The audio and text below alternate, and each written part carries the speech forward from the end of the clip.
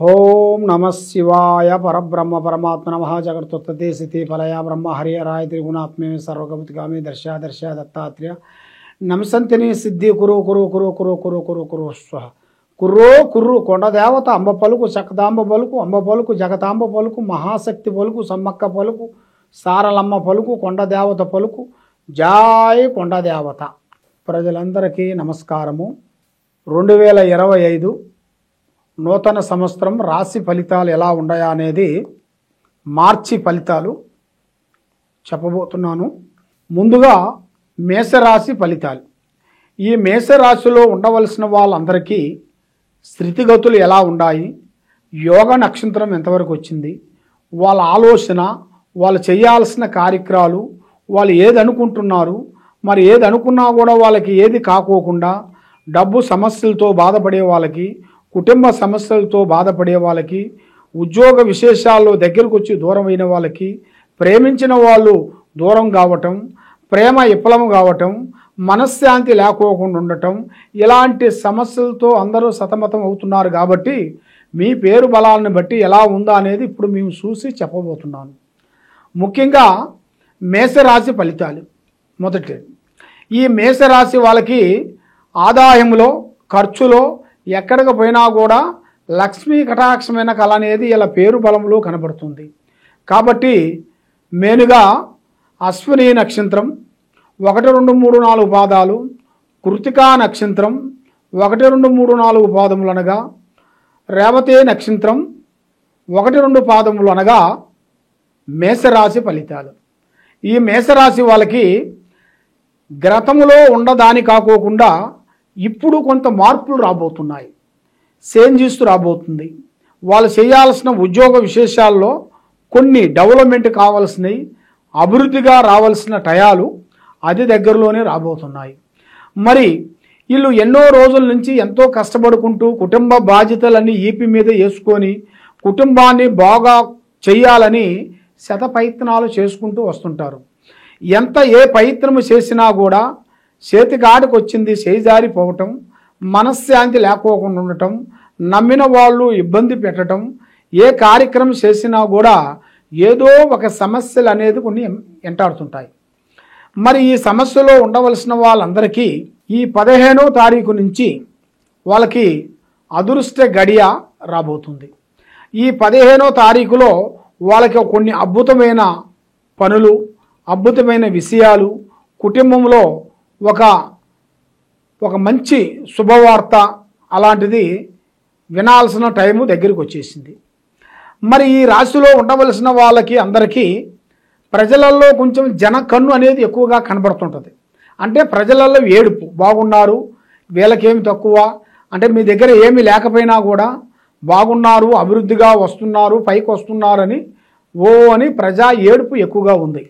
ఆ ప్రజా ఏడుపు వల్ల మీరు ఏ కార్యక్రమం చేసినా, ఏ పని అనుకున్నా కూడా ఆ కార్యక్రమాలు మీకు చేతికాడికి వచ్చి చేజారిపోవటం, నమ్ముకున్న వాళ్ళు మీకు మోసం చేయటం, సాకారం చేస్తానన్న వాళ్ళు సాకారం చేయకుండా ఉండటం, ప్రేమించిన వాళ్ళు మీకు దూరం కావటం, ఇలాంటి కొన్ని సంఘటనలు కొన్ని ఎదురవుతుంటాయి.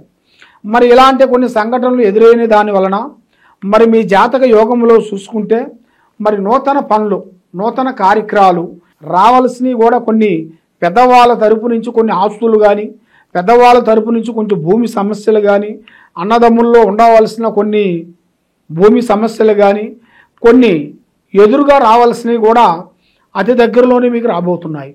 కాబట్టి ఎన్నో రోజుల నుంచి మీరు కోర్టు చుట్టూ తిరుగుతూ ఉన్నారా, పోలీస్ స్టేషన్ చుట్టూ తిరుగుతున్నారా, ఇప్పుడు ఆ పరిష్కారం అనేది మీకు రాబోతుంది. అంటే క్లీనింగ్స్ రాబోతుంది. అంటే మీరు ఎన్నో రోజుల నుంచి బాధపడుతున్నారు కాబట్టి ఇప్పుడు మీకు మంచి శుభవార్త రాబోతుంది. దాంట్లో మంచి అభివృద్ధిగా రావాల్సిన కళప్రాప్తి అనేది మీ జాతక యోగంలో కనబడుతుంది. కాబట్టి ముఖ్యంగా ఏ కార్యక్రమం చేసినా, ఏ పని అనుకున్నా కూడా మీ ప్లానింగు, మీ ఐడియాలు, మీ ఆలోచనలు ప్రాణం లాంటి స్నేహితుడు కానీ, మిత్రుడు కానీ, బంధువు కానీ ఎవరికి చెప్పి చేయకూడదు. పని అయిన తర్వాత చెప్పాలి. కానీ పని కాకముందు ప్రాణం లాంటి స్నేహితుడు కానీ, మిత్రుడు కానీ, బంధువు కానీ ఎవరికి చెప్పి చేశారనుకోండి, అధోగతి పాలయ్యే మార్గాలు మీ జాతకంలో కనబడుతున్నాయి. మరి ముఖ్యంగా విద్యాదారులు చూసుకుంటే విద్యారంగంలో చాలా వరకు చాలా అద్భుతమైన విద్య, చదువు, తెలివితేటలు, మంచి అభివృద్ధి, కొంత విదేశాలు వెళ్ళటం, అక్కడ విద్య కంప్లీట్ చేసుకోవటం, అక్కడ సెటిల్మెంట్ కావాల్సిన యోగ ప్రాప్తి కూడా ఇలా యోగంలో చాలా వరకు కనబడుతుంది. వ్యాపారదారులకి, ఉద్యోగదారులకి ఈ నెలలో మీకు 3వ నెలలో కొన్ని మార్పులు రాబోతున్నాయి, చేంజెస్ రాబోతున్నాయి.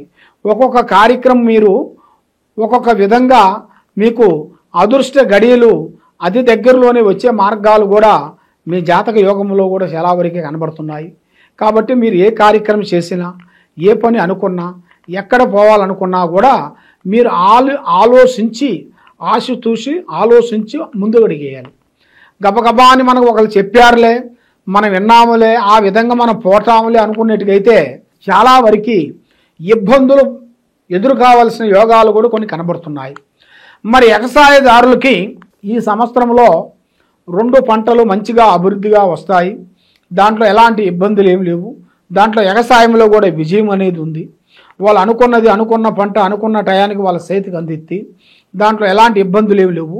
కాబట్టి వాళ్ళు చేయాల్సిన దాంట్లో కూడా కొన్ని జాగ్రత్తలు కొన్ని తీసుకోకుండా అశ్రద్ధగా కొంచెం ఆలోచించినట్టుగైతే దాంట్లో కూడా కొన్ని ప్రమాదాలు, కొన్ని సికాకులు, కొన్ని ఇబ్బందులు ఎదురే మార్గాలు కూడా కొన్ని ఉన్నాయి.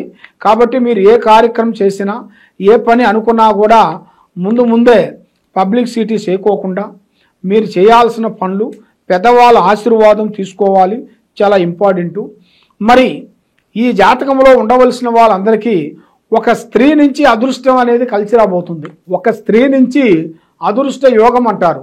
ఆ అదృష్ట యోగం అనేది ఒక స్త్రీ నుంచి ఇలా లైఫ్ టర్నింగ్ అవుతుంది. అదనేది ఇలా జాతకంలో చాలా వరకు ఉంది.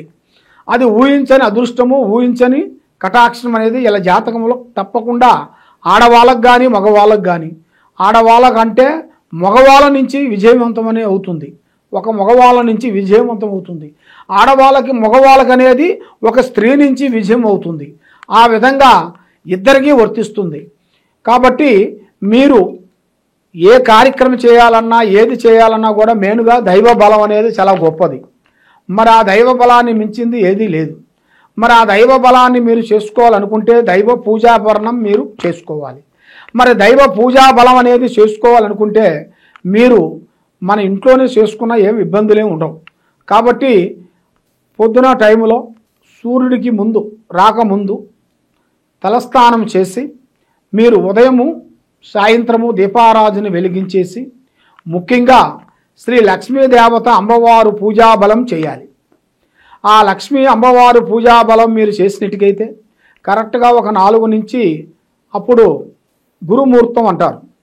ఆ బ్రహ్మముహూర్తంలో కరెక్ట్గా ఆ బ్రహ్మముహూర్త టయాలలో మీరు తలస్నానం చేసి పూజాబలం చేసి ఒక దీపారాధన వెలిగించారనుకోండి, మీ కుటుంబంలో అష్టకష్ట దరిద్ర దోషాలు శాంతమైపోతాయి. మైండ్ బాగుంటుంది, ఆరోగ్యాలు బాగుంటాయి, ఉద్యోగాలు బాగుంటాయి, మనస్సు శాంతిగా ఉంటుంది. కాబట్టి మీరు చేయాల్సిన పూజా బలం ఏమిటంటే ముఖ్యంగా శ్రీ లక్ష్మీ నరసింహస్వామిని అమ్మవారిని మీరు పూజించి తర్వాత శ్రీ లక్ష్మీ నరసింహుని అయ్యగారిని మీరు పూజించినట్టుగైతే మీ కుటుంబంలో అష్ట ఔషధ్యాలు, భాగ్యభోగాలు, మనశ్శాంతి ప్రాప్తి కలుగుతాయి. చేయాల్సిన కార్యక్రమాలు అభివృద్ధి అవుతాయని మనస్ఫూర్తిగా నేను చెబుతున్నాను. మీకు ఎలాంటి సందేహాలు కానీ, ఎలాంటి డౌట్ కానీ, ఎలాంటి సందేహాలు ఉన్నా కూడా ఈ కింద ఉండాల్సిన నెంబర్కి మమ్మల్ని సంప్రదించినట్టుగైతే మీ ఇంట్లో ఏముంది, మీ ఒంట్లో ఏముంది, మీరు చేసే ఆఫీసులో ఏమేమి జరుగుతుంది, మరి మీకు నెక్స్ట్ ఆఫీసు విశేషాల్లో ఎప్పటి నుంచి ఎప్పటి వరకు మీకు కలిసి వస్తుంది, ఎప్పటి నుంచి ఎప్పుడు మీకు బాగుంటుందా అనేది పూజా బలం మొత్తం చూసి మీకు ఏ సమస్య ఉన్నా కూడా మేము పరిష్కరించి మీ జాతక విధానాన్ని చూసి మేము చెప్పగలుగుతాం. ఏ సందేహం ఉన్నా కూడా ఈ కింద నెంబర్కి మమ్మల్ని సంప్రదించండి. సర్వో జనా సుఖనో భవంతు. ఓం నమః శివాయ నమః.